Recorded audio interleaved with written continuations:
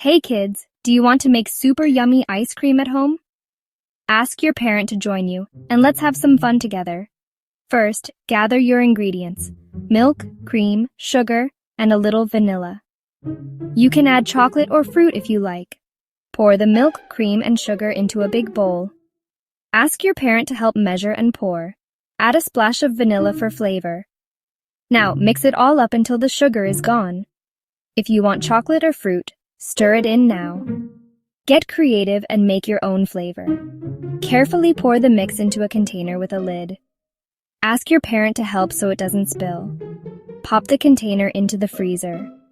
Now comes the hardest part: waiting. After a few hours, your ice cream will be frozen and ready.